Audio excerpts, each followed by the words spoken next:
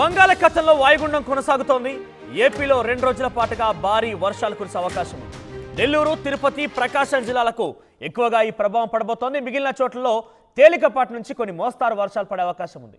ట్రింకోమాల్కు 450 కిలోమీటర్లు, నాగపట్నంకు 740 కిలోమీటర్ల దూరంలో ఈ కేంద్రీకృతమైంది వాయుగుండం. చెన్నైకి 940 కిలోమీటర్లో కూడా ఈ యొక్క వాయుగుండం కేంద్రీకృతమైంది. ఇది వాయువ్య దిశగా కదులుతూ ఈరోజు తీవ్ర వాయుగుండంగా మారే అవకాశం ఉంది. వచ్చే 2 రోజుల్లో శ్రీలంక, తమిళనాడు తీరాల వైపుగా పయనించే అవకాశం కూడా ఉంది. వాయుగుండం చెన్నై లేదా శ్రీలంక దగ్గర తీరం దాటే అవకాశం ఉంది. దక్షిణ కోస్తా తీరం వెంబడి గంటకు 50 నుంచి 70 కిలోమీటర్ల వేగంతో గాలులు వీచి అవకాశం కూడా ఉంది. మత్స్యకారులు వేటకు వెళ్ళొద్దని ప్రభుత్వం హెచ్చరికలు జారీ చేస్తోంది. అన్ని పోర్టుల్లో 1వ ప్రమాద హెచ్చరికలు కూడా జారీ చేసింది. చాలా తీవ్ర ప్రభావం ఉండే అవకాశం ఉంది. దక్షిణ కోస్తాలో, ఆంధ్రప్రదేశ్లో భారీ నుంచి అతి భారీ వర్షాలు పడే అవకాశం కనబడుతోంది. సుమారుగా 50 నుంచి 70 కిలోమీటర్ల వేగంతో గాలులు వేయడం అంటే చిన్న విషయం ఏం కాదు. సో డెఫినెట్గా మత్స్యకారులు కానివ్వండి, సామాన్య ప్రజానికం కూడా కొంత అలర్ట్గా ఉండాల్సిన అవసరం అయితే ఉంది. ఎస్, ఆర్టీవీతో వాతావరణ శాఖ అధికారులు మాట్లాడారు. వారు ఏం మాట్లాడి ఎటువంటి సూచనలు చేశారు, ఎటువంటి హెచ్చరికలు జారీ చేశారో చూద్దాం. ఈ వాయుగుండం ఎక్కడ కేంద్రీకృతమైందో చెప్పడానికి మనతో పాటు విశాఖ వాతావరణ శాఖ అధికారి జగన్నాథ్ కుమార్ ఉన్నారు. సార్ చెప్పండి, ప్రస్తుతం ఎక్కడ కేంద్రీకృతమైంది ఈ వాయుగుండం? నిన్న ఆగ్నేయ బంగాళాఖాతం, దానికి ఆనుకుని ఉన్న భూమధ్యరేఖీయ హిందూ మహాసముద్రంకి దగ్గరలో ఉన్న సుస్పష్ట అల్పపీడనం పశ్చిమ వాయువ్య దిశలో పయనించి ఈరోజు దక్షిణ బంగాళాఖాతం యొక్క మధ్య ప్రాంతం మరియు దానికి ఆనుకుని ఉన్న భూమధ్యరేఖీయ తూర్పు హిందూ మహాసముద్రం తీరం ప్రాంతంలో అనగా 5 డిగ్రీల అక్షాంశం 85.3 డిగ్రీల రేఖాంశం వద్ద వాయుగుండంగా కేంద్రీకృతమై ఉన్నది. ఇది రాగల 24 గంటల్లో వాయువ్య దిశలో పయనించి తీవ్ర వాయుగుండంగా పరిణామం చెందే అవకాశం ఉంది. తదుపరి 2 రోజుల్లో ఈ తీవ్ర వాయుగుండం శ్రీలంక మరియు తమిళనాడు తీరాలకు దగ్గరలో పొంచి ఉండే అవకాశం ఉంది. అంటే ఇది తుఫానుగా మారే అవకాశం ఉందంటున్నారు, ఎంతవరకు? అది నిరంతరంగా అన్వేషణ జరుగుతూ ఉందండి. దీని గురించి ఇంకా ఏమైనా మార్పు చెందినట్టయితే తదుపరి రేపు చెప్పే అవకాశాలు కనిపిస్తున్నాయి. నిరంతరంగా శాటిలైట్లో వీటిని నిఘా వేయడం జరుగుతుంది. దీన్ని పరిశీలించిన తర్వాత మోడల్ గైడెన్స్ని అనుసరించి మేము మిగతా ఏమైనా అది తీవ్రతరం చెందే అవకాశం ఉంటే చెబుతాం. ఆంధ్రప్రదేశ్లో ఎక్కడెక్కడ వర్షాలు కురిసే అవకాశం ఉందండి? ఎప్పటి వరకు కురిసే అవకాశం?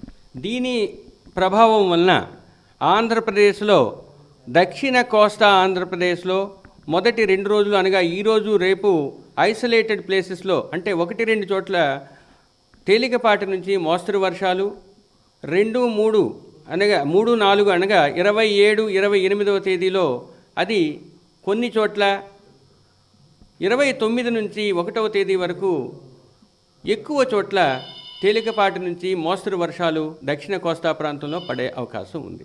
ఉత్తర కోస్తా ప్రాంతంలో మొదటి 2 రోజులు వాతావరణం డ్రైగా లేదా పొడిగా ఉండే అవకాశం ఉంది.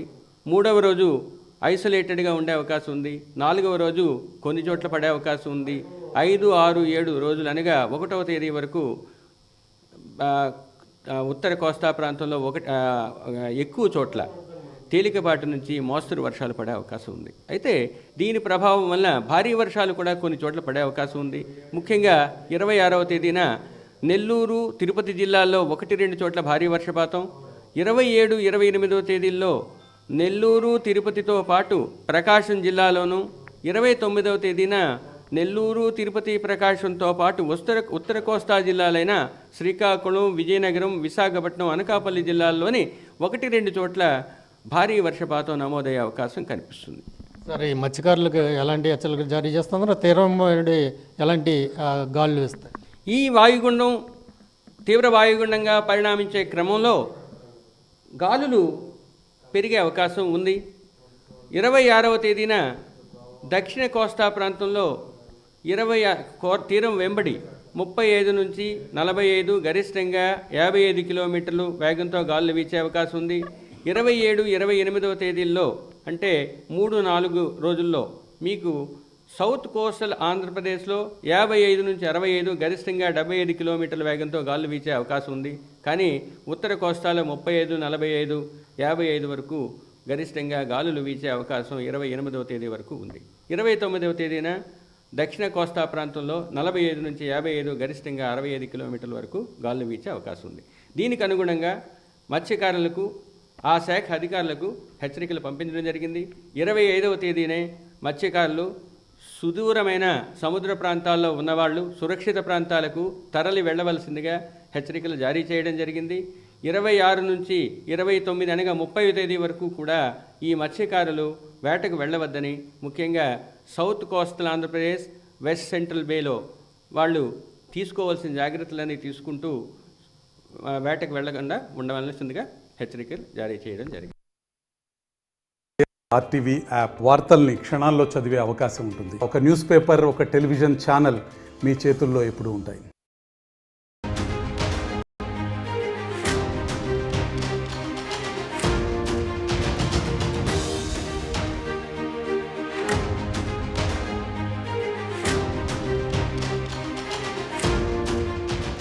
బంగాళాఖాతంలో వాయుగుండం కొనసాగుతోంది. ఏపీలో 2 రోజుల పాటుగా భారీ వర్షాలు కురిసే అవకాశం ఉంది. నెల్లూరు, తిరుపతి, ప్రకాశం జిల్లాలకు ఎక్కువగా ఈ ప్రభావం పడబోతోంది. మిగిలిన చోట్లలో తేలికపాటి నుంచి కొన్ని మోస్తారు వర్షాలు పడే అవకాశం ఉంది. ట్రింకోమాల్కు 450 కిలోమీటర్లు, నాగపట్నంకు 740 కిలోమీటర్ల దూరంలో ఈ కేంద్ర